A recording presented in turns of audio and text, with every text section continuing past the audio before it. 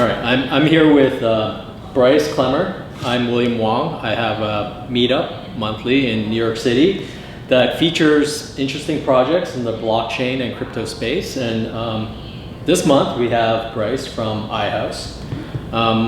Bryce, why don't you start with introducing yourself and iHouse? Sure, yeah. My name is Bryce. I work here at iHouse, and essentially what iHouse.com is it's a blockchain-based real estate platform that essentially allows or makes real estate liquid.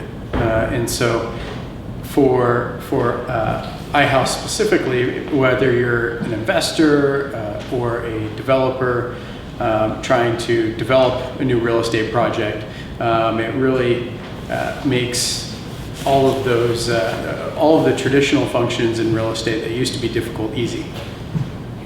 Can you give us some examples of these? Yeah, so a prime example, the first one or at least the first project that was used and tested out the platform was a project out of Japan. And this developer in particular was developing a luxury hotel resort and ended up raising approximately $160 million because he had put the plans and what he wanted to do with the resort in Japan on the platform, and a number of people who were also using iHouse from an investor point of view, or at least an individual point of view, logged in and saw the value that the resort would drive in Japan. And so over the course of a short period of time, the developer ended up raising $160 million from people. So for us, I think it's transformative largely because we are tokenizing real estate assets. Whether it be, and primarily here in the beginning, it's more or less on the utility side of things. So I think what's so evolutionary about this is we're taking what's been traditionally an illiquid asset and making it liquid. Okay. I know you have what you call an ATO, which you use to create these tokens that is unique to iHouse. Can you explain a little bit about how the ATO works? Yeah, so ATO essentially stands for Asset Tokenized Offering. And what that means is, or at least I'll revert back to my example, a developer or somebody looking to create or just raise capital for a real estate project can sell up to, let's say, 49% of the real estate, and ultimately by tokenizing the rights for that asset, people can log in. Think of it kind of like Airbnb when you go to rent a room.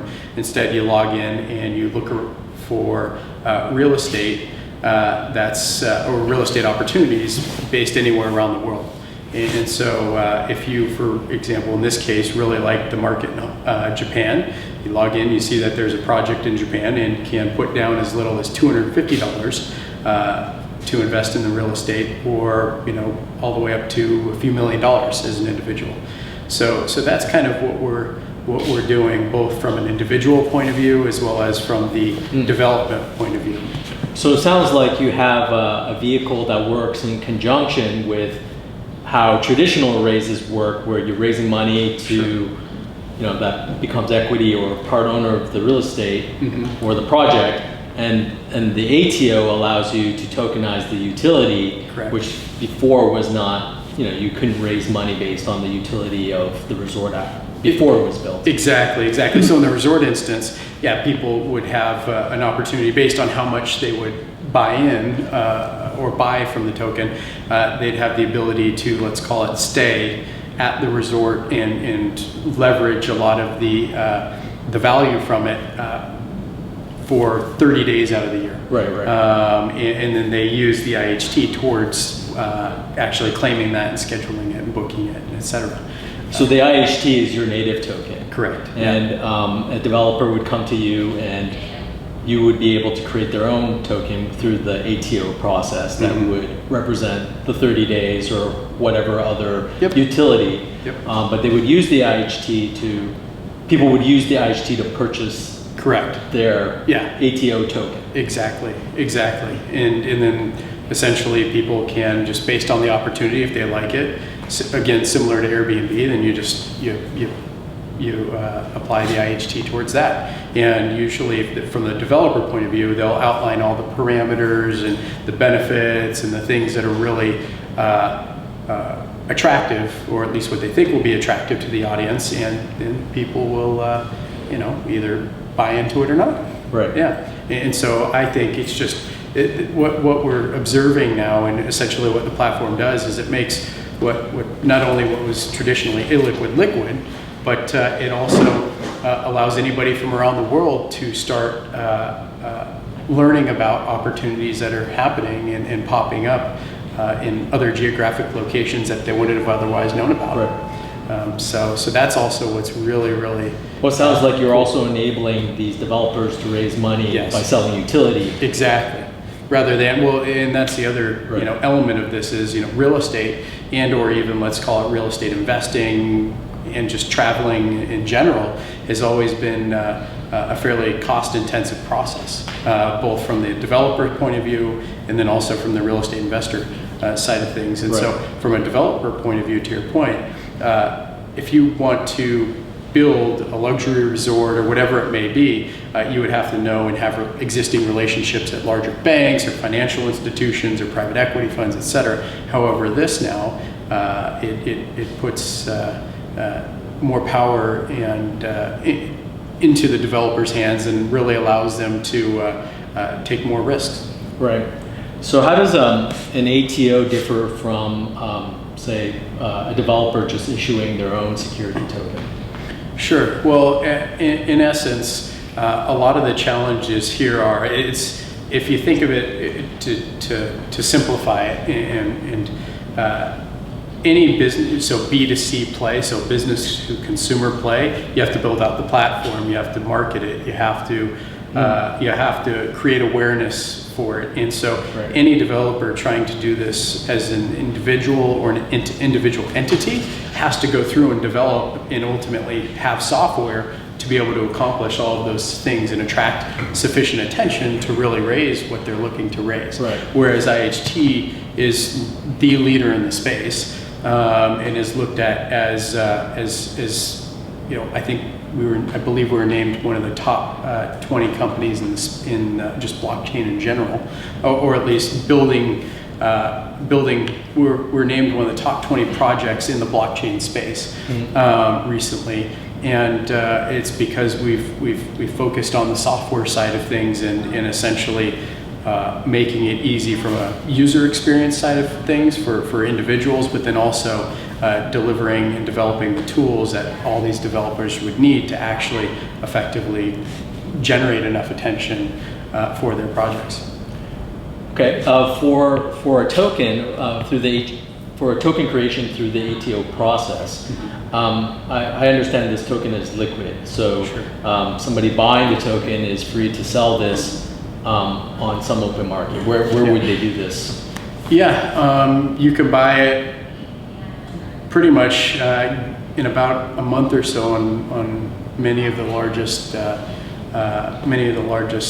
exchanges. So with that. So they would buy the IHT on these open exchanges, but as a developer, you get your own token, right? That is also freely exchanged. Yeah. So as a developer, you connect with our team, and we would ultimately proceed through a series of conversations and meetings, and ultimately go through kind of an onboarding process because obviously we have to conduct our own diligence, right? And once our team approves of it, we walk them through exactly how the platform itself, from a development point of view, would function, and how to launch their, let's call it, ATO project. So for their token, I mean, is it up to them to get it listed on? No. Yeah. So you're right. Yeah. So the tokens themselves are purely, so IHT is, for the most part, used on ihouse.com. Right. And so that's what individuals, so the developers are issuing it, and the tokens themselves, let's think of ihouse.com as the exchange for like real estate transactions or real estate utility transactions. But in order to, buy or sell IHT, you can do so on ihouse.com, or you can go to the exchanges, buy to the exchanges, send them to your account, whatever you prefer. But let's think of ihouse.com as the preferred exchange or the sole exchange for these real estate transactions. Okay, so investors are actually buying IHT tokens? Correct. Okay, so how does that map to the individual projects if I invest? So how does the ATO, does that actually create a different token, or is it represented in some other way? Like for one development, it may represent 30 days of stay. For another development, it may represent, free spa services. Right. Is it the same IHT token, or is it? Correct. Okay. Yeah. So when you have the token, that's ultimately then what you claim it for. You would just apply it to whichever project you want it to be. Exactly. You want it to participate So in.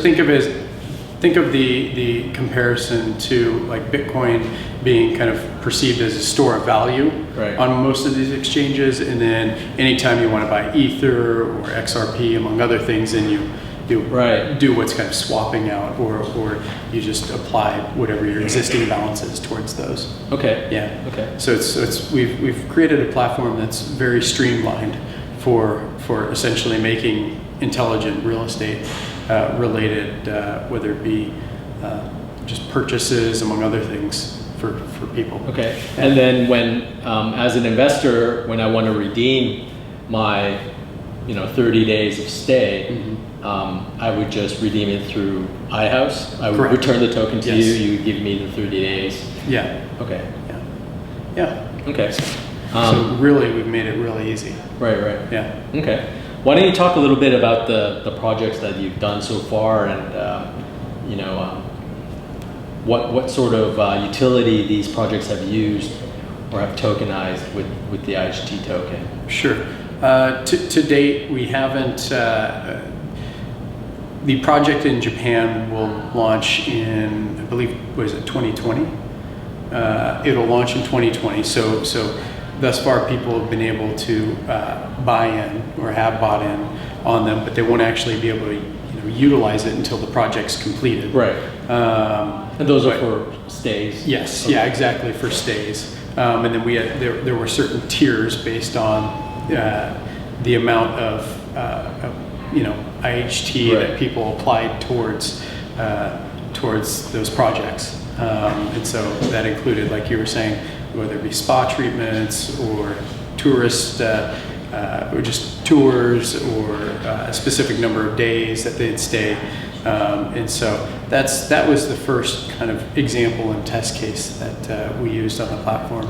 But here over the course of the next year or so, our goal is to launch both in the U.S., obviously pending regulation, among other things, a few projects.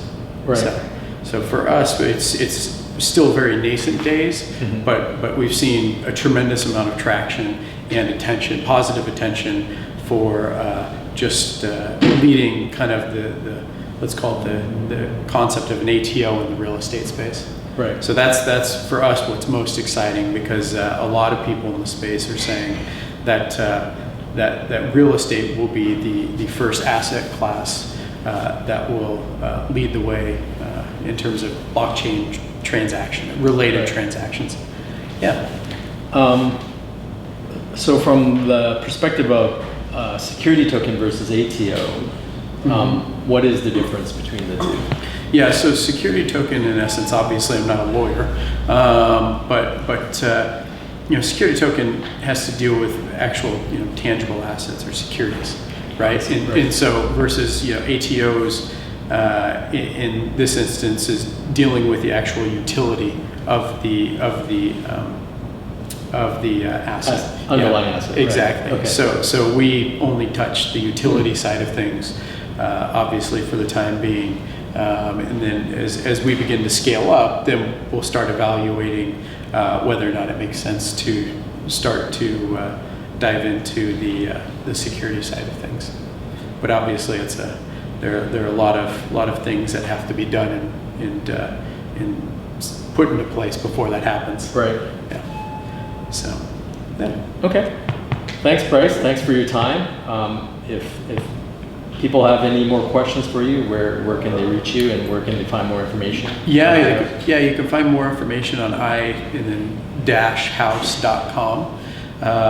And you can reach out to any of us. There's a contact form at any time, and we'll follow up. All right. Yeah.